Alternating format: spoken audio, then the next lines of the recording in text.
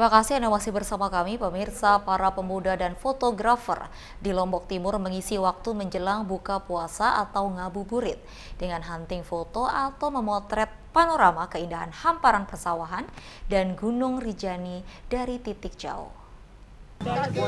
Beginilah keseruan para pemuda dan fotografer Lombok saat memotret salah satu tradisi dan seni masyarakat suku Sasak dengan pemandangan hamparan persawahan di Desa Wisata Montong Baan, Kecamatan Sikur, Lombok Timur.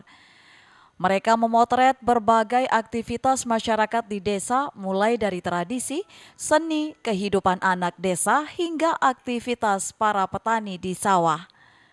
Dengan latar hamparan persawahan dan Gunung Rinjani, para fotografer semakin leluasa mengarahkan bidikan kameranya ke objek foto yang diinginkan. Untuk mengangkat atau mengekspos Desa Montong Baan supaya dikenal lebih jauh sama di masyarakat, khususnya ada di Montong Baan. Karena belum ada yang mengetahui bahwa di Desa Montong Baan itu ada loh view-view yang bagus yang bisa digunakan untuk selfie. Kegiatan ini merupakan rangkaian lomba foto yang digelar Karang Taruna untuk mengenalkan potensi wisata desa setempat sekaligus ngabuburit bersama para fotografer. Harapannya kami dengan kegiatan ini nantinya Desa Montong Baan bisa sejajar dengan desa-desa yang lain yang sudah dikategorikan desa wisata. Karena kami juga berharap dari pihak pemerintah kabupaten juga nanti kan bisa lebih optimal lagi dalam pembinaannya ke desa kami. Kegiatan ini diharapkan bisa mengenalkan berbagai potensi wisata dan keindahan alam untuk memajukan sektor pariwisata di desa ini. Dari Lombok Timur, Ramli Nurawang, iNews melaporkan. Sebuah masjid kuno masih berdiri kokoh di Dusun Sedau Timur, Desa Pemepek, Kecamatan Pringgerate, Kabupaten Lombok Tengah. Konon masjid ini dibangun pada tahun 1928 dan menjadi simbol masuknya ajaran Islam waktu Telu. Sebuah masjid kuno beratap alang-alang yang bertopang 4 tiang penyangga berlokasi di Desa Pemepek adalah masjid yang masih berdiri tegak dan masih dijaga kelestariannya oleh masyarakat setempat. Konon masjid kuno ini merupakan peninggalan nenek moyang mereka yang masih berhubungan erat dengan masjid kuno yang berada di Bayan Belik pada masa Wutu Telu. Masjid kuno ini dibangun pada tahun 1928 Masehi oleh salah seorang warga yang berasal dari Desa Lingsar bernama Ghazali yang sekaligus sebagai penyebar ajaran Islam Wutu Telu pada masa itu. Masjid ini dibangun tahun 28 termasuk Masehi ya, 28 Masehi. Dan pembangunan ini dibangun oleh tukangnya bernama Haji Ghazali. Sekaligus Haji Ghazali niki membawa ajaran atau waktu telu, ajaran waktu telu. Nah, Haji Ghazali niki sambil membangun masjid sama masyarakat, sambil mengajarkan ajaran waktu telu, belum ada waktu 5 niki kan. Keberadaan masjid kuno di Dusun Sedau, Desa Pemepek hingga saat ini masih digunakan oleh masyarakat setempat untuk kegiatan keagamaan, terutama pada hari-hari tertentu seperti perayaan Maulid Nabi, ritual malaman yang dilakukan pada malam-malam ganjil di bulan Ramadan, serta melakukan syukuran setelah sholat Idul Fitri. Selain itu ada beberapa ritual adat yang masih dilestarikan oleh warga setempat, yakni ritual adat Besentulak.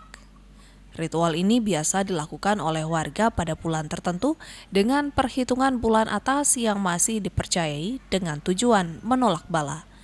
Ritual Besentulak biasa dilakukan pada saat keadaan desa rawan bencana, serta banyaknya terjadi kejahatan dan penyakit yang menjangkit di tengah masyarakat. Dari Lombok Tengah, Tim Liputan iNews melaporkan. Tentunya hampir setiap hari Anda pasti meminum kopi Arabica. Tapi tahukah Anda bagaimana proses kopi Arabica tersebut dibuat? Berikut liputannya untuk Anda.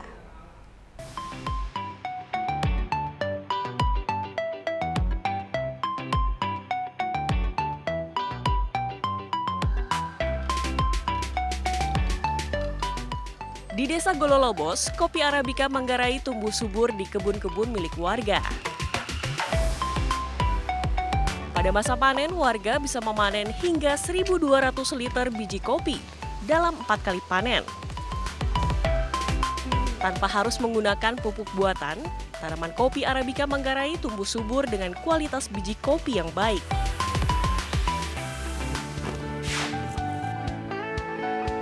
Yakobus Kas, salah seorang petani kopi Manggarai yang menerapkan perawatan khusus terhadap tanaman kopi miliknya. Pengaruhnya kalau pangkas, dia punya biji itu tetap besar dia. Mutu kopi itu bagus. Yakobus memiliki kebun kopi seluas 1 hektar di belakang pekarangan rumahnya. Di pekarangan rumah saya, itu kan ditanam campur dengan cengkeh. Jadikan cengkeh itu sebagai pohon pelindung. Sebagai tanaman pelindung, cengkeh berperan mengendalikan cahaya matahari menuju pohon kopi. Selain terpaan sinar matahari, proses pematangan kopi Manggarai dipengaruhi pula kondisi geografis yang kering di dataran tinggi dan pengaruh angin dingin Australia, sehingga pematangan buah menjadi sempurna. Proses pasca panen merupakan salah satu kunci cita rasa kopi Manggarai. Setelah dipetik, pada hari itu sorenya harus dikupas, digiling. Kemudian direndam 1 malam. Waktu pengupasan itu difermentasi dulu. Besok paginya dicuci, lemak-lemaknya itu dikeluarkan habis. Terus dijemur langsung 2 jam saja. 2 jam saja sudah antar ke perusahaan kopi Koperasi Lembunai. Penjemuran biji kopi Manggarai di tingkat petani sedikit berbeda dengan penjemuran kopi di tempat lain. Petani kopi Manggarai hanya menjemur biji kopi selama 2 jam setelah proses fermentasi dan pencucian. Setelah itu, petani dapat membawa biji kopi langsung ke koperasi untuk diolah kembali. Koperasi Lembunai di Manggarai Timur didirikan pada 2008 dengan jumlah anggota mencapai 5.000 petani kopi.